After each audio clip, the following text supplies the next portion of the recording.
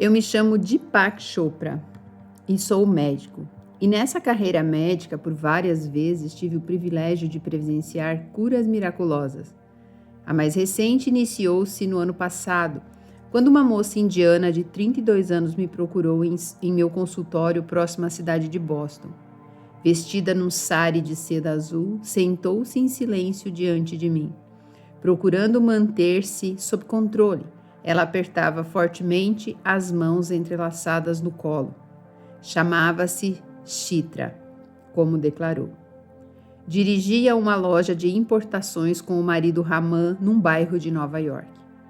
Poucos meses antes, Chitra notou um pequeno caroço em seu seio esquerdo, sensível ao toque. Submetera-se a uma cirurgia para extirpá-lo, mas infelizmente o cirurgião chegou à conclusão de que se tratava de um tumor maligno. Procedendo a um exame mais profundo, ele descobriu que o câncer já havia atingido os pulmões de Chitra. Depois de retirar o seio doente e boa parte do tecido à sua volta, o médico de Chitra receitou-lhe as doses iniciais de radiação. A seguir, fez com que se submetesse à intensa quimioterapia. Esse é o procedimento habitual nos casos de mama e tem salvado muitas vidas. Mas o câncer de pulmão era mais difícil de ser tratado, e qualquer um poderia perceber que Chitra se encontrava numa situação muito perigosa. Ao examiná-la, notei nela muita ansiedade e procurei encorajá-la. Foi quando me surpreendeu com uma declaração tocante. Não me incomodo se tiver de morrer, mas sei que meu marido ficará muito solitário sem a minha companhia. Às vezes, finjo que estou dormindo, mas passo a noite acordada, pensando nele. Sei que Raman me ama, mas também sei que, depois que me for, ele vai começar a se encontrar com as jovens americanas. Não consigo suportar a ideia de perdê-lo para uma delas. Depois de uma pausa, olhou-me com expressão de sofrimento e prosseguiu. Sei que não deveria dizer essas coisas, mas acho que o Senhor me entende. Não nos acostumamos com a dor que o câncer provoca, mas sofri ainda mais ao pensar que o tempo era o grande inimigo de Chitra.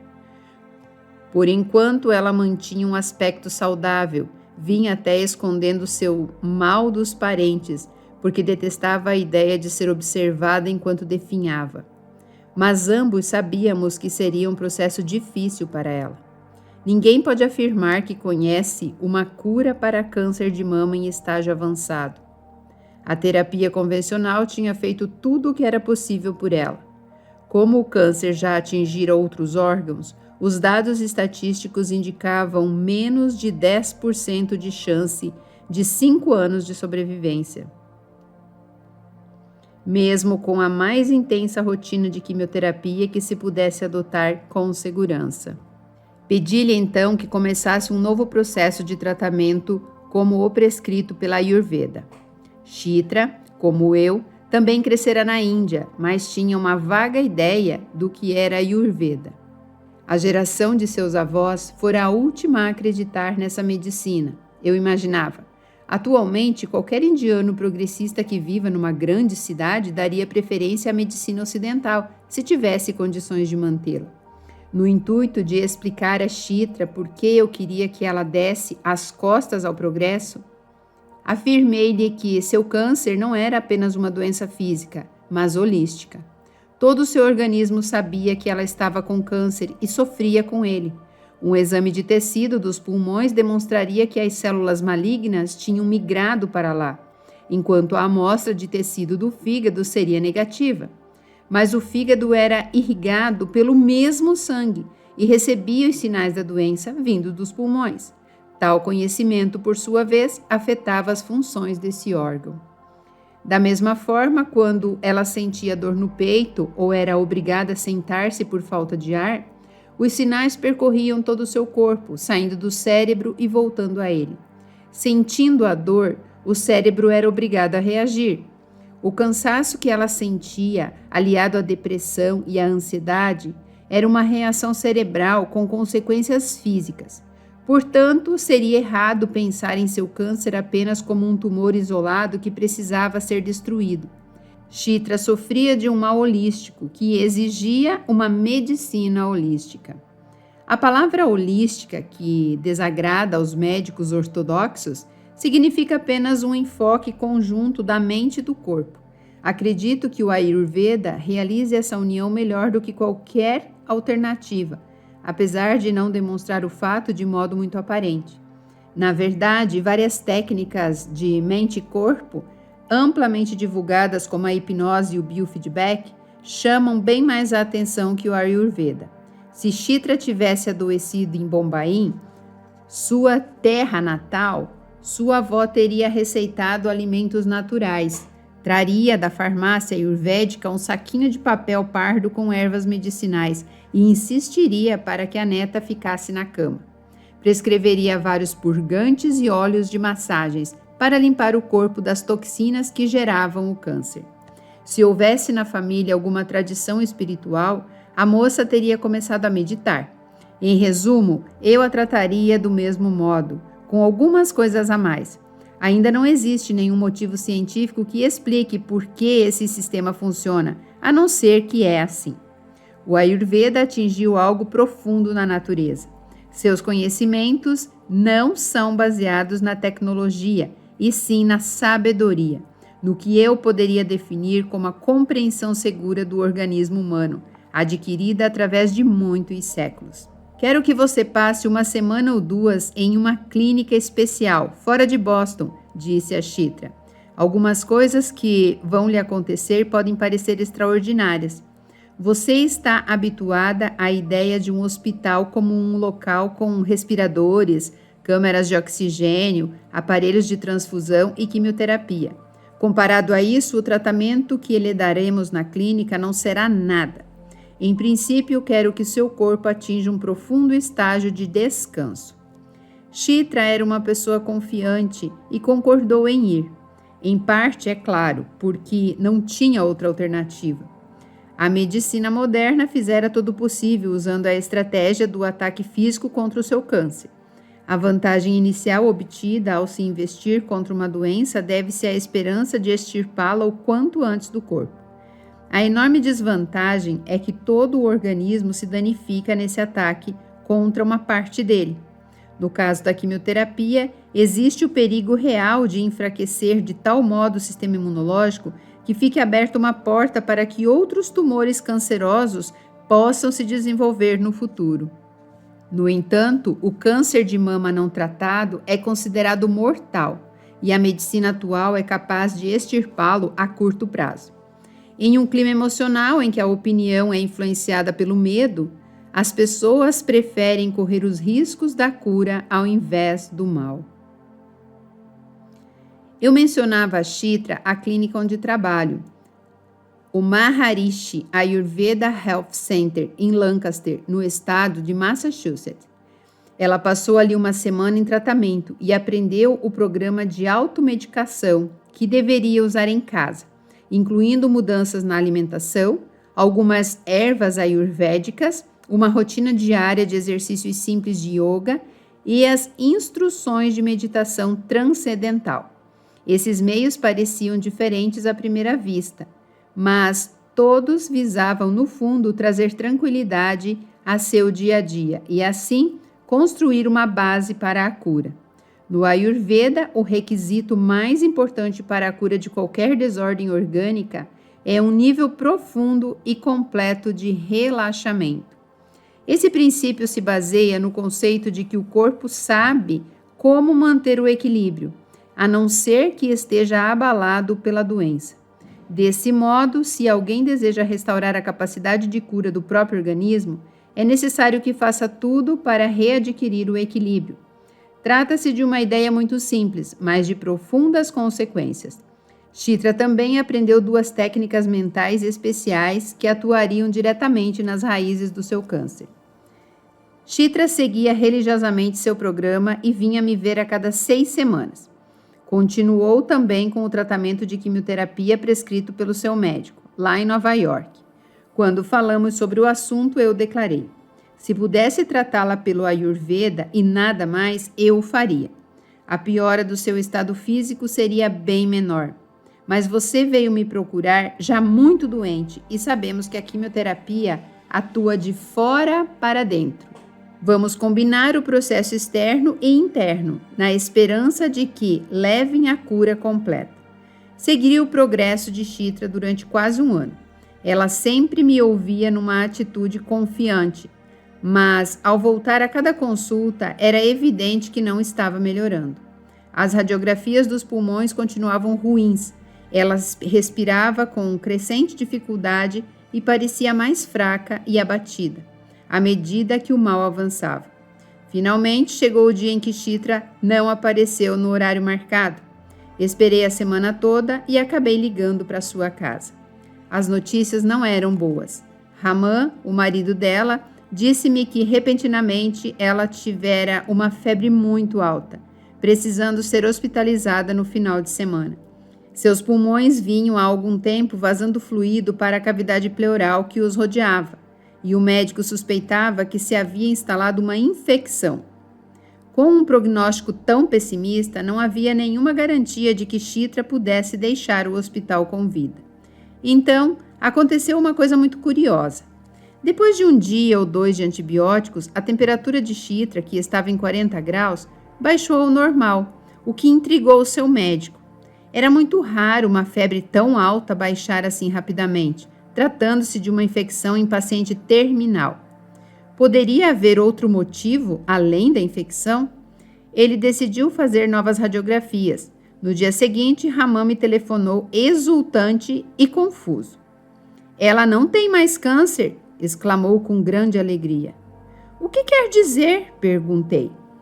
"Eles não encontraram mais nenhuma célula cancerosa, nada. Mal conseguia se conter. A princípio, o oncologista de Chitra achou que tinham trocado os exames pelos de outro paciente e quis fazer novos exames, mas agora está convencido." Arrebatado e aliviado, incapaz de explicar aquela súbita salvação, Raman considerava o restabelecimento de sua esposa um milagre. Quando telefonei para Chitra no hospital, ela ficou repetindo: "Você conseguiu, Deepak?" Não, Chitra. Foi você quem conseguiu. Eu nunca poderia imaginar que seus tratamentos, tanto o convencional quanto o ayurvédico, resultassem em uma cura tão rápida. Fazendo uma retrospectiva, vejo que aquela febre alta foi uma espécie de queima do câncer em extinção, um processo conhecido como necrose do tumor. Mas o mecanismo exato ligado a esse processo não tem explicação. Se existe algum tipo de cura miraculosa, aquela foi uma, eu tenho certeza. Em poucas semanas, nossa alegria começou a mudar. O milagre de Chitra não se mantinha. Primeiramente, a sensação surgiu em seu íntimo. Em vez de se mostrar capaz de confiar naquela recuperação inexplicável, ela entrou em conflito, com um medo mórbido de que o câncer voltasse. Procurou-me e perguntou se deveria prosseguir com a quimioterapia. "Faz 2 meses que o câncer desapareceu", disse eu. "Seu médico encontrou novas células cancerosas?" "Não", ela admitiu, "mas ele acha que a quimioterapia me curou e que eu deveria prosseguir com o tratamento." Comecei a me sentir frustrado. Eu sabia, tanto quanto seu médico, que o tratamento a que Chitra se submetera não produzia, pelo que se conhece, uma recuperação total daquele tipo. Não certamente em um caso avançado quando o câncer já começara a atacar outras partes do corpo. Além disso, era óbvio que a moça estava esgotada pelo sofrimento anterior. A quimioterapia lhe provocara uma náusea quase constante e seu cabelo caíra de modo assustador. Além disso, ela se envergonhava por ter se submetido à extirpação dos seios. Tudo isso comprometia o tratamento ayurvédico que estávamos iniciando.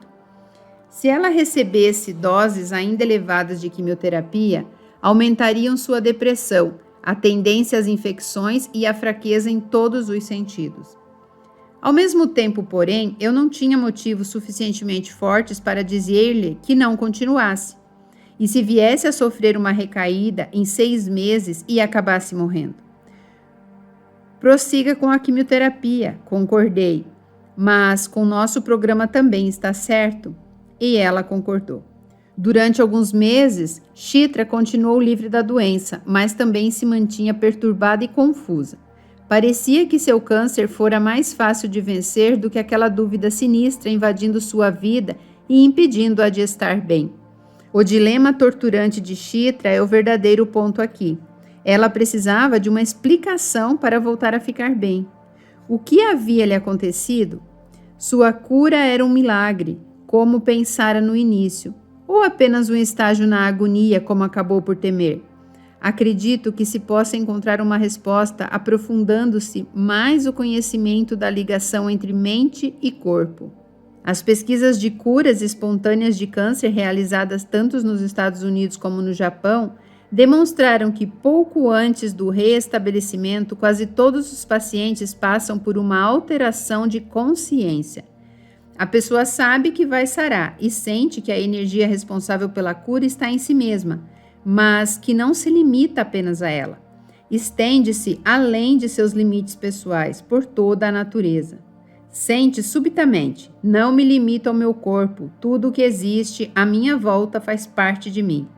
Tais pacientes, nesse momento, atingem aparentemente um novo nível de consciência que inibe a existência do câncer. As células cancerosas, então, desaparecem literalmente do dia para a noite, ou pelo menos estabilizam-se e não prejudicam mais o organismo. Esse mergulho em um grau mais profundo de consciência parece ser a chave, mas não surge necessariamente num impulso. Chitra vinha cultivando esse estado de forma deliberada através das técnicas ayurvédicas. Portanto, sua capacidade de se manter em um nível mais elevado de consciência estava surpreendentemente relacionada com sua condição. Ela conseguia, de algum modo, motivar a ausência do câncer, mas com a mesma facilidade poderia voltar a ele. Penso nisso como se fosse uma corda de violino, cujo som varia na medida em que o dedo sobe ou desce por ela. A palavra que vem à mente quando um cientista pensa nessas mudanças súbitas é quantum. Ela significa um salto descontínuo de um nível de função para outro mais elevado, a transição quântica. Quantum é também um termo técnico, antes conhecido apenas pelos físicos, mas agora presente na linguagem popular. Precisamente, um quantum é a unidade indivisível em que as ondas podem ser emitidas ou absorvidas, na definição do eminente físico quântico Stephen Hawking. Para os leigos, o quantum é um bloco de construção. A luz é formada por fótons, a eletricidade pela carga de um elétron e a gravidade pelo graviton, um quantum hipotético, ainda não encontrado na natureza. E o mesmo acontece com todas as formas de energia, cada qual baseada em um quantum que não pode ser subdividido em nada menor. As duas definições, a do salto descontínuo para um nível mais elevado e o grau irredutível de uma energia, parecem aplicar-se a casos como o de Chitra. Sendo assim, eu gostaria de introduzir o termo cura quântica para expressar o que aconteceu com ela. Apesar de ser uma palavra nova, o processo em si não é.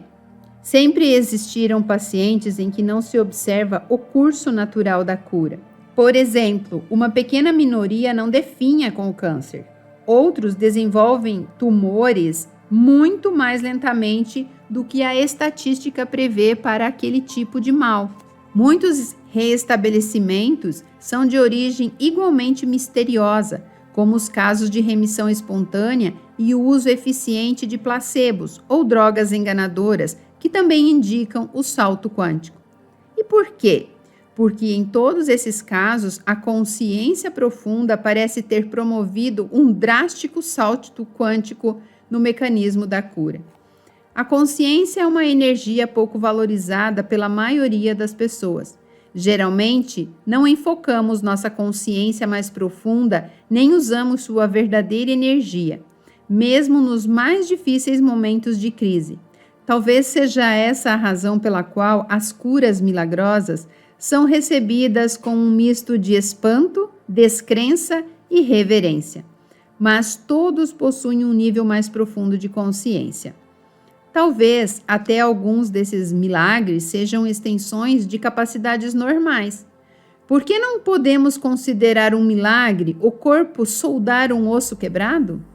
Como o processo de cura é complexo demais para ser imitado pela medicina. Envolve um número incrível de processos perfeitamente sincronizados, dos quais a medicina conhece apenas os principais e de modo imperfeito. O motivo pelo qual a mesma pessoa considera milagre a cura do câncer e não pense o mesmo a respeito da fusão de um osso do braço está ligado à união entre mente e corpo. O osso quebrado parece soldar-se fisicamente, sem a intervenção da mente, mas a cura espontânea do câncer, segundo se acredita em geral, depende de uma qualidade especial da mente, de um profundo desejo de viver, de uma perspectiva heroicamente positiva ou qualquer outra habilidade rara. Isso significa que existem dois tipos de cura, uma que é normal, outra anormal, ou pelo menos excepcional. Acredito que essa distinção seja falsa. O braço partido solda-se porque a consciência o emenda. E o mesmo acontece na cura milagrosa de um câncer, na longa sobrevivência de um caso de AIDS, na cura pela fé e mesmo na capacidade de viver até a idade avançada, sem se deixar abater por uma doença. A razão de nem todos conseguirem levar o processo de cura até onde devem resulta do fato de nos diferenciarmos drasticamente quanto à nossa capacidade de mobilizá-la. Podemos comprovar isso nas diferentes reações das pessoas diante da doença.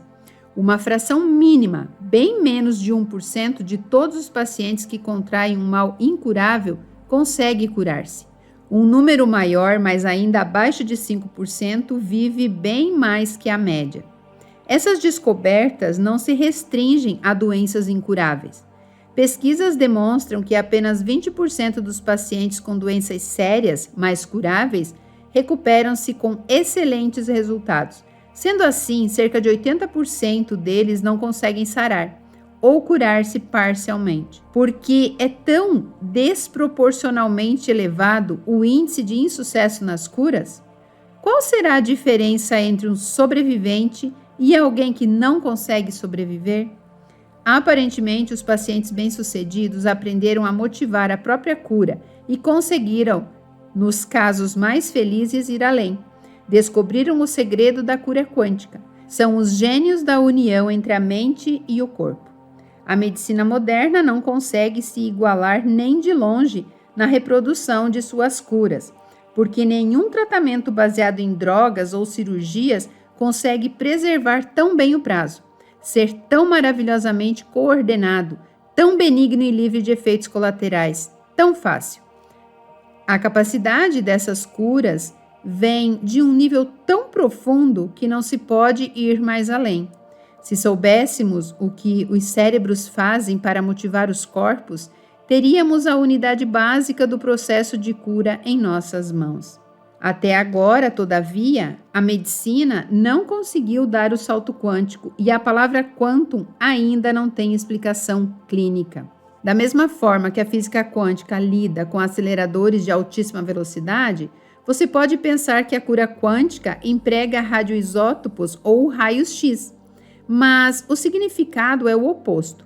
A cura quântica afasta-se dos métodos de alta tecnologia e penetra nos meandros mais profundos do sistema mente-corpo.